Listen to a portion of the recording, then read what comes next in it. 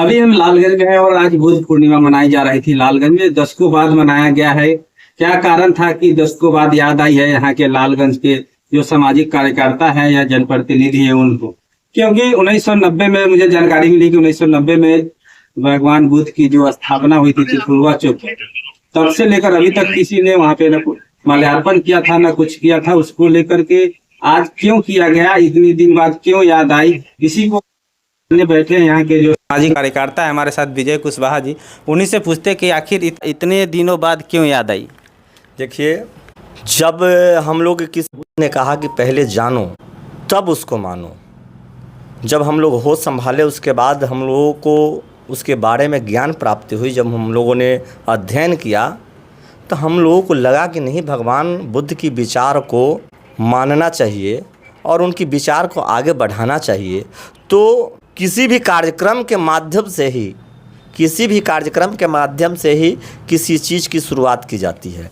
तो आज हम लोगों ने किए हैं और लालगंज के आसपास के जनप्रतिनिधि और सामाजिक कार्यकर्ताओं ने जुटे हैं और भगवान काफ़ी जो और सारे धर्म के लोग हैं जो उनको काफ़ी बढ़ चढ़ कर हिस्सा लेते हैं, लेकिन इसमें उस तरह का लालगंज में जो माहौल की बात आप कर रहे हैं, जो लोग पढ़ेंगे, जो लोग, लेकिन भगवान बुद्ध का जो संदेश था सत्य, अहिंसा, करुणा और दया, तो इनका विचार ही एक अलग तरह का है।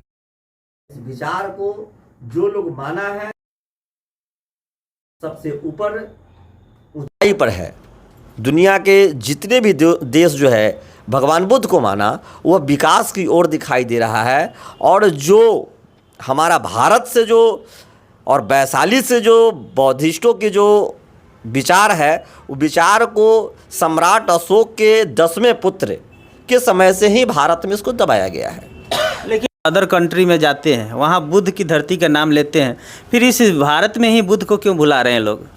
देखिए, चंद लोगों के हाथ में ये जो भारत जो है ना, उसके कारण जो है आज ये स्थिति दिखाई दे रहा है। जिस दिन भारत की एक एक जनता अगर भगवान बुद्ध को मानने लगेंगे और जो पाखंडवाद की ओर जो दिखाई आपको दे रहे हैं, वह पाखंड किसी हम धर्म का विरोध नहीं कर रहे हैं, लेकिन वैसे विचार को हम आस्था होनी चाहिए, लेकिन ठगायती नहीं। लेकिन कुछ लोग जो है, हम देखते हैं कि हम लोग के समाज के लोग पैसा इकट्ठा करके बहुत बड़ा यज्ञ करते हैं, बहुत बड़े यज्ञ करते हैं, लाखों करोड़ों रुपया खर्च करते हैं। शिक्षा के प्रति वही लोगों से कहा जाए कि किसी गरीब के बेटा को पुस्तक खरीद के देना है, उसको पढ़ाई के लिए आगे बढ़ाना है, तो ऐसा लोग नहीं करते हैं। इसलिए हम भगवान बुद्ध को मानने वाले लोग हैं और हम लोगों का एक प्राथमिकता होगा, जो गरीब गुरबा के जो बच्चे हैं उसके शिक्षा के प्रति हम लोगों को कार्य करना है। भगवान बुद्ध का विचार भी जो है वह इस चीज़ को मानता है। संविधान, आखिर बाबा साहब अम्बेडकर को भी सम्राट अशोक, जो अम्बेडकर ने भी बहुत सम्राट अशोक के बाद अगर किसी ने बौद्ध धर्म का प्रचार करने का काम किए तो बाबा साहब अम्बेडकर थे। और अम्बेडकर साहब को आपको पता होना चाहिए कि उन्हीं के शरण में लास्ट में जाना पड़ा। आखिर क्या कारण था कि बाबा साहब को इस हिंदुस्तान के धरती पर बौद्ध धर्म अपनाने का काम किया? आखिर कहीं ना कहीं उनको प्रताड़ना मिला जिस धर्म में लोग हैं। और कुछ लोग अभी आप देख रहे होंगे फूले मूवी उसका विरोध हो रहा है, लेकिन सच्चाई को उसको देखिए, आखिर क्यों विरोध कर रहे हैं भाई?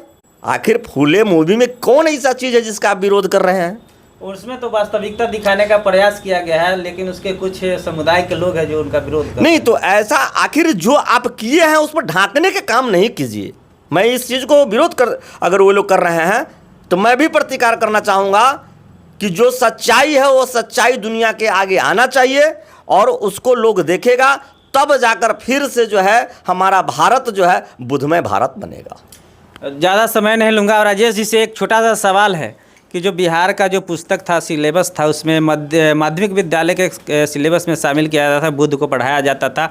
क्या उस बुद्ध की जो कहानियाँ थी वो अभी गायब हो चुकी है पुस्तकालय विद्यालय से?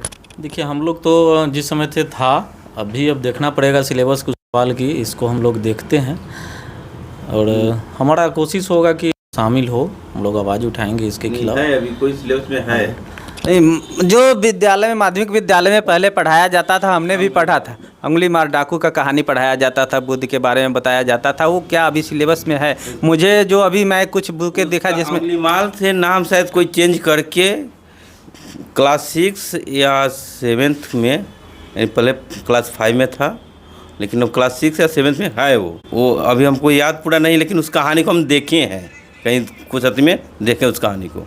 हटाई गई होगी। हम लोग सरकार से ये मांग करेंगे कि भगवान बुद्ध के जीवनी पर उसको जोड़ा जाए, पढ़ा के क्या कहना चाहेंगे? देखिए मनोज, आज जो ये देश के हालात है वो हम और आपसे छुपा हुआ नहीं है। आखिर जब जो देश अपना इतिहास को भूला है, जो देश अपने इतिहास को भूला है, वह समझिए कि गर्त में चला गया है। इसलिए अपने इतिहास को कभी भी नहीं भूलना चाहिए, अपने पूर्वजों को कभी नहीं भूलना चाहिए। इसलिए हम ये चाहेंगे कि अगर आई गई होगी तो हम माननीय मुख्यमंत्री महोदय से हम लोग मिलने का काम करेंगे और इस सिलेबस में जुड़वाने का काम करेंगे। और चीज़ है कि किसी आदमी को चाहने से भगवान बुद्ध का अस्तित्व, ठीक है, जो हमारी नई जनरेशन आ रही है उसको पता ही नहीं होगा, वो पढ़ेगा ही नहीं कि बुद्ध क्या थे, नहीं थे, कैसे उन्होंने समाज के लिए क्या किया नहीं किया, तो कैसे जानेंगे कि बुद्ध क्या थे? देखिए भगवान बुद्ध जो है विश्व पटल पे हैं, ठीक है, और अभी जो आपका भगवान बुद्ध का अस्थि कलश स्तूप बन रहा है, इससे झुठलाया नहीं जा सकता है, इसको आप धूमिल नहीं कर सकते हैं। जैसे ही अभी कुछ दिन बाद इसका ओपनिंग उद्घाटन होगा मुख्यमंत्री जी के हाथों से, उसके बाद देखिएगा 72 एकड़ में वहाँ वो किया गया है, जो वैशाली के लिए और उत्तर बिहार के लिए गर्व की बात है और बहुत बड़ी चीज है। चलिए, धन्यवाद। इतना हमारे साथ आज बुद्ध पूर्णिमा को लेकर यहाँ पे जयंती मनाई गई थी लालगंज, तो यही लालगंज के सामाजिक कार्यकर्ता थे, उन्होंने अपनी प्रतिक्रिया दी है बुद्ध के प्रति, जो क्या अभी लोगों के समाज के बीच भावनाएं चल रही है, क्या व्यवहार हो रहा है, उसी को लेकर। वीडियो कैसे लगी कमेंट करके जरूर बताइएगा, अच्छी लगी हो तो शेयर जरूर कीजिएगा।